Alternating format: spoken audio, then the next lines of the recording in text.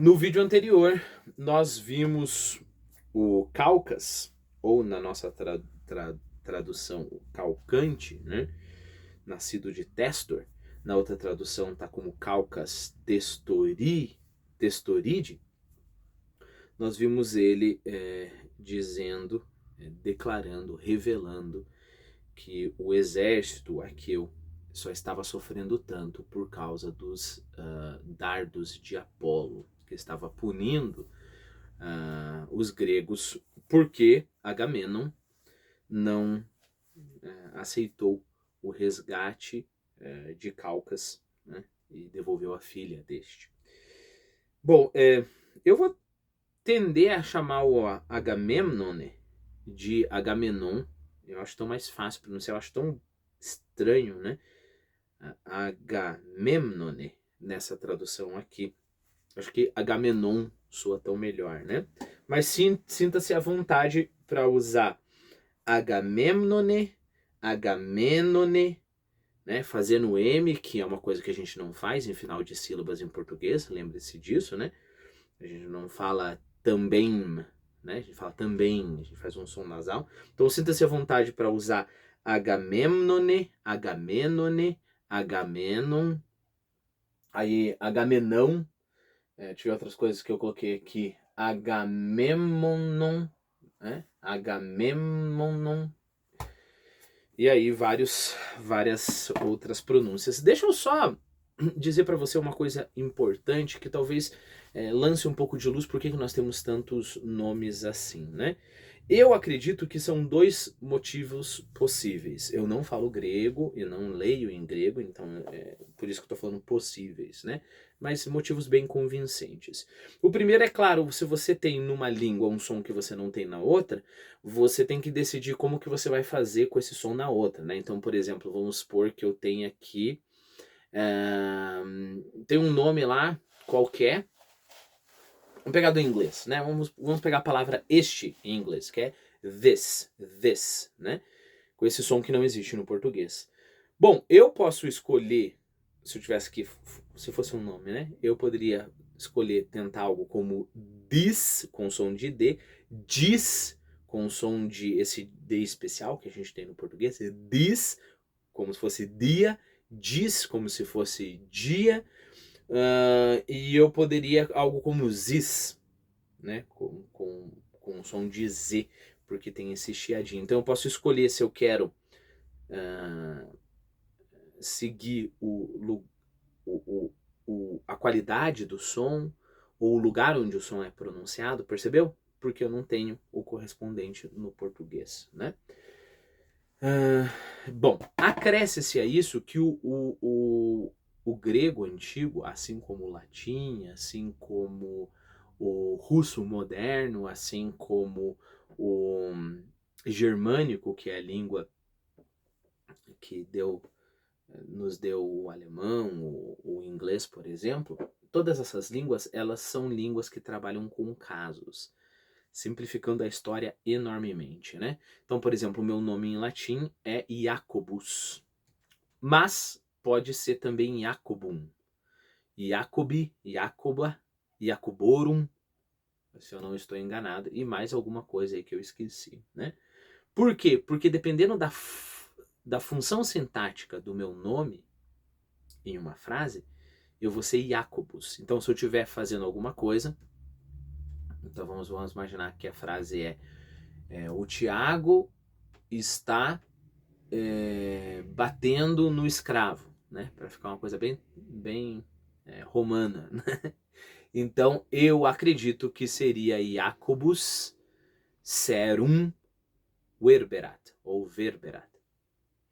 Se eu quero falar o escravo está batendo no Tiago, aqui nós temos a revolução, aí vai ficar algo como Jacobum serus verberat, ou verberat, dependendo da tua tradução. Só para te mostrar, e aí se eu fosse objeto indireto, se tivesse possessivo, se fosse vocativo, iria mudar essa terminação, percebeu? Percebeu que eu falei as duas frases, a frase em que eu apanho e a frase em que eu bato, na mesma ordem, né?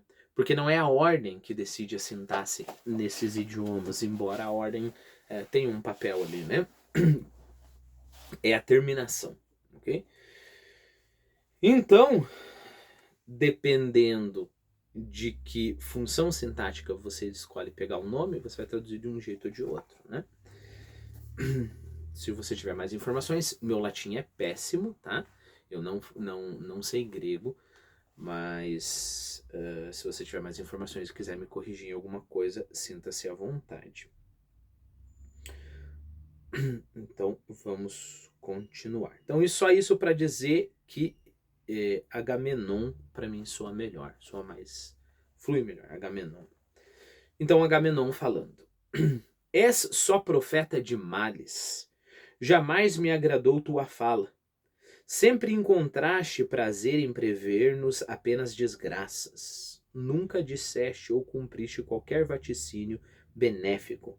Bem como agora, que aos Dânaos revelas, sob forma de oráculos, que os sofrimentos do exército são por Apolo causados, pelo motivo de eu ter recusado o resgate magnífico da bela filha de Crises, em vista de ser do meu gosto, junto mantê-la de mim, que a antepunha, sem dúvida alguma, a Climtenestra, legítima esposa, que em nada lhe cede no porte altivo, em beleza e nas prendas variadas do sexo.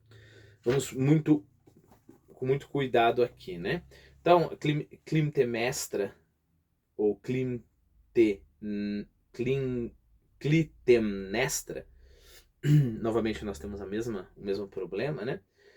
É claro, é a esposa do Agamenon. E aí o que nós podemos falar aqui? Perceba essa frase. Em vista ser de meu gosto, junto mantê-la de mim. Ou seja, eu queria ficar com a filha de Crises. Que eu a antepunha sem dúvida a Climtemnestra. Em outras palavras, sem dúvida para mim, a filha de Crises era melhor que a Climtemnestra, era melhor que a minha própria esposa. Legítima esposa que em nada lhe cede, ou seja, nada, ela não se dá por vencida, né? No porte altivo, em beleza e nas prendas variadas do sexo. Né? Em outra tradução está o seguinte: no corpo, jeito e espírito, né? Então ele não é tão explícito assim, né? E isso fica bem parecido com a tradução do inglês que fica looks no sentido de aparência, né, em inglês, mind, a mente, or ability, ou habilidade.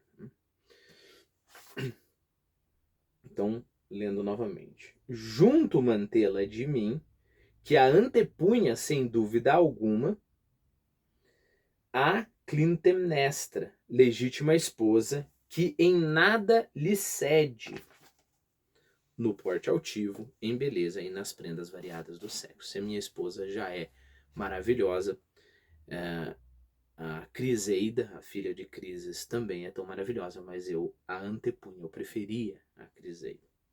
Restituí-la, no entanto, me apraz por ser mais vantajoso, pois salvação só desejo ao meu povo, não vê-lo destruído. Mas, sem demora, aprestai-me outro prêmio. Aprestar quer dizer preparar prontamente, aprontar. Né? Que for a injustiça entre os argivos, só eu não ter parte no espólio de guerra. Todos podeis confirmar que meu prêmio desta arte me tomam. Bom, então vamos por partes novamente, né? Olha que interessante o discurso do Agamenon, né? É um discurso bem ambíguo. Né?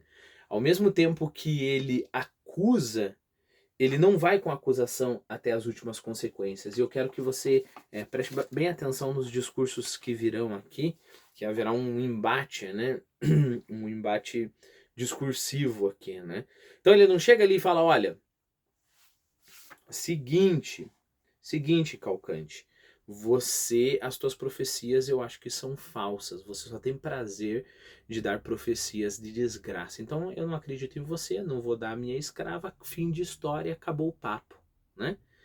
Aqui ele não está lidando com crises, né? Lembra que o sacerdote chegou ali e ele falou, olha, não vou dar, esquece, tua filha vai envelhecer comigo lá no meu reino, e ai de ti se você tentar insistir, ai de ti se você continuar essa discussão. Aqui ele sente que, bom, como ele vai ser visto, né, perante os outros reis ali, como ele vai ser visto em frente a essa aliança. Então, ele acusa e fala, mas claro, não, eu com certeza prefiro o bem do meu povo a uma escrava, por mais que essa escrava, para mim, seja mais querida, mais preciosa em atributos que a minha própria esposa. Percebeu? Percebeu como ele vai sempre indo para um lado e para o outro, né? Então eu cedo, mas é a melhor escrava que eu poderia ter, melhor que a minha esposa. Este profeta, ele só é profeta de maldição, parece que ele está contra a gente, mas eu não teria problema nenhum em ceder, né? A única coisa que ele está pedindo aqui é isto, né? Eu quero um outro prêmio. Lembre-se, acho que a gente já comentou isso, conforme os gregos se dirigiam a Troia, e até durante o cerco de Troia, de vez em quando eles faziam expedições a vilazinhas, né, lugarejos ali, derrotavam os moradores e pegavam, né, escravas, as riquezas, e é claro, eles dividiam entre todos os reis. Lembre-se que nós estamos falando de uma aliança entre reis para ir até Troia. Né? Agamenon nada mais é que o líder dessa expedição.